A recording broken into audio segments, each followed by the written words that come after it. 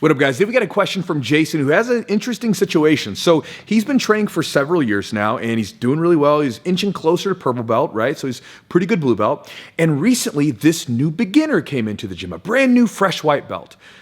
A guy that he knew outside of the gym, a guy that he doesn't like. So this guy, apparently, who came into the gym recently to start training jiu-jitsu, is a guy that they used to be really close. They were like best buds back in the day. They had some sort of business arrangement, whatever, and then this dude screwed him over, stole a bunch of money, and was starting to exhibit bullying behavior back then. And so Jason was like, psh, all right, we're done, split, right? So when he sees that guy come into the gym, again, it's kind of messing with him because this is a sanctuary. The gym is the place that he goes to get away from all the craziness outside of the world, right? All the bullshit. We all do, right? And then now the bullshit's coming into his gym. So he says at first, he's like, you know what? I'm just going to keep my distance from the guy. I'm not going to make it uncomfortable for him, but I'm not going to go out of my way to be like, hey, bro, how's it going? But then the dude starts exhibiting this bullying behavior again. He starts making him the butt of jokes and being kind of verbally abusive in the way that they used to be, kind of like, saying stuff. And we all have been around people that do that where, passive aggressive type stuff, they kind of slide stuff in so it's not quite, bad enough to really like get too aggressive about it, but at the same time, they're up to something, right? So that's happening. So the guy's messing with him.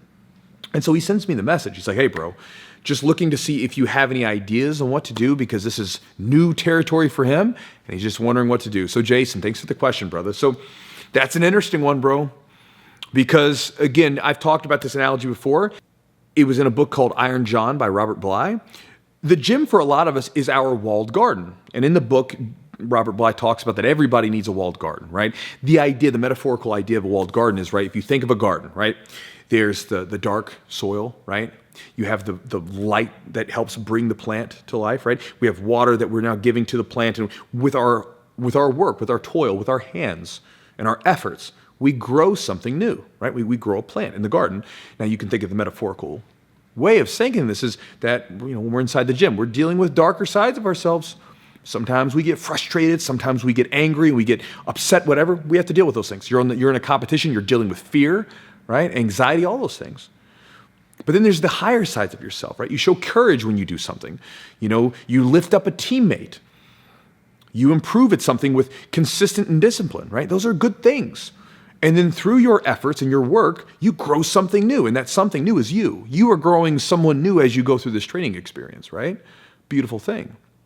Now, one of the most important parts of the walled garden is the wall, right? Because without the wall, you can't be vulnerable in those places, right?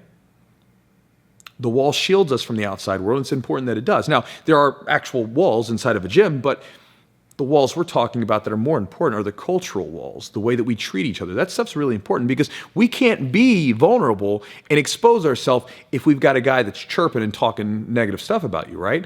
We can't expose ourselves if we don't trust each other, right? That's very important. And so again, that's when you have to have guards at the walls to block everything out, and those guards can come in different forms. Now, for you, getting into your situation, you can have your coach talk to them, and you can let your coach know what's up, right? And your coach may have some guidance since, your gym culturally might do certain things, and so you can talk to your coach. But that said, we know sometimes, like maybe you're in middle school or high school like I was, and you would tell the teacher, and then what happens? The dude stops, and then, as soon as the teacher's not looking, starts messing with you again, right? That could happen. But at least if you tell the coach, they know what's up, and they could also be looking for it.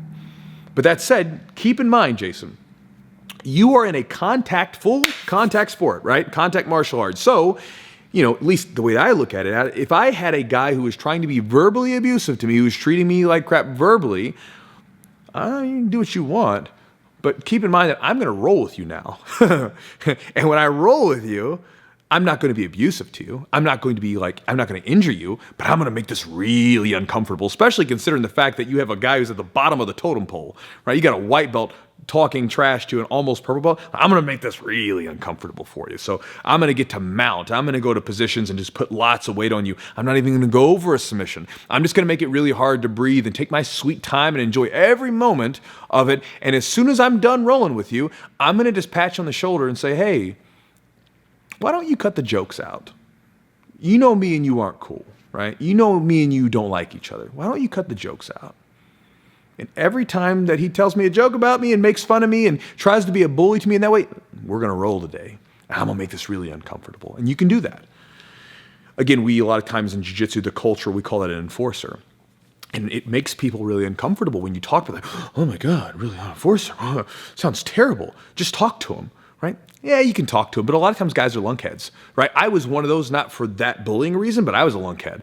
And I needed a physical check as a man, right? A lot of times guys, I don't know what this is. I'm sure there's probably some sociological study that they could tell you. But sometimes, from my experience, sometimes guys just need a little bit of a physical check. Not to be injured, but just to be put in their place a little bit. And it can be very helpful to us, right? And I've seen this happen numerous times. And so again, it's not to injure people. And if someone was doing really inappropriate stuff, you get them out of your gym. But if you're like, we can salvage this. We can fix the situation by just getting you to be a little bit more respectful to other people. A nice physical check, like, look, we can make this uncomfortable if you want to continue that because you're making it uncomfortable for people in a different way. And then, if they chill out, then you chill out, right? It's very simple. Not that big of a deal. That said, the one thing I did want to add on this, bro, again, you got my answer, right? Do that. Years ago, I had a buddy of mine, a black belt training partner, good friend. And, he was training here for a while and then he eventually left.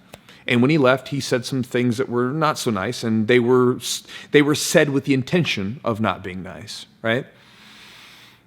So for about a year, we didn't really talk. I didn't really want to talk to him, and if I even thought about him, it made my blood boil a little bit. I didn't like the guy, right?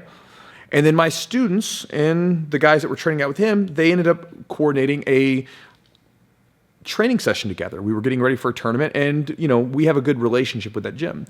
I just didn't like him at the time, right? So my students say, hey, we're gonna do cross training. So I went and cross trained with him. And I remember the first time we rolled together, there was like so much tension in the roll. You can feel the energy. You know this, right? Like when you roll with someone, you can feel when someone like is dealing with something, right? And I could feel that neither one of us were just so tense when we were rolling. We ended up rolling 3 times that day. And I remember by the end of the third roll, it was like, we were still going hard, right? We were still pushing each other, but it was a much looser roll. You could tell that tension had washed away. And afterwards, we're not best of friends or anything like that, but it got rid of all that, right? He was no longer living rent-free in my brain.